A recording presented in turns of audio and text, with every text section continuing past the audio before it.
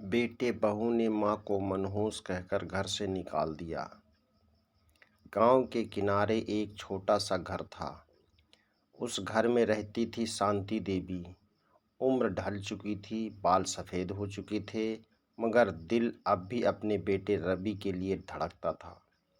पति के गुजर जाने के बाद उन्होंने खेतों में मजदूरी की, लोगों के घरों में काम किया, लेकिन बेटी की पढ़ाई कभी नहीं रुकने दी। रवि बड़ा होकर शहर में नौकरी करने लगा। कुछ साल बाद उसकी शादी पूजा से हुई। शुरू में सब ठीक था, लेकिन धीरे धीरे पूजा को सास का साथ खटकने लगा। एक दिन पूजा बोली, जब से माँ इस घर में आई हैं कुछ भी अच्छा नहीं हो रहा। बिजनेस में घाटा, मेरी तबीयत खराब, घर में रोज झगड़े, ये सब अशुभ संकेत हैं। रवि चुप रहा। वह माँ से बहुत प्यार करता था, लेकिन पत्नी के दबाव में कमज़ोर पड़ गया।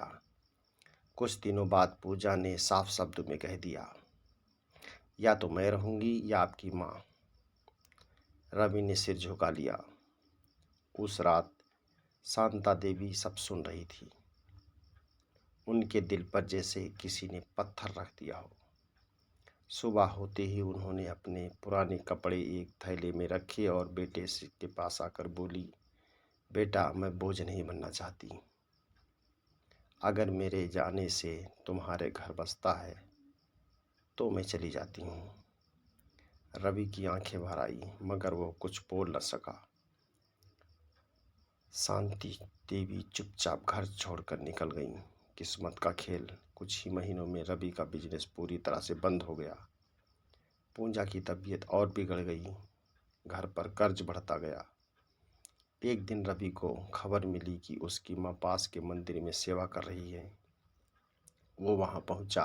देखा, शांति देवी मंदिर में प्रसाद बांट रही थी।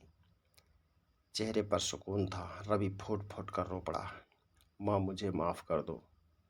मैंने आपको मनहूस कह दिया, जबकि आप तो मेरे जीवन की सबसे बड़ी शुभ शक्ति थी। शांति देवी ने बेटे के सिर पर हाथ रखा और कहा, बेटा, माँ कभी मनहूस नहीं होती। माँ तो घर की लक्ष्मी होती है।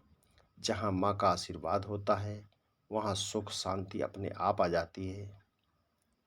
रवि माँ को वापस घर ले आया। पूजा भी शर्मिंदा थी। उसने शांति के पैर पकड़ लिए।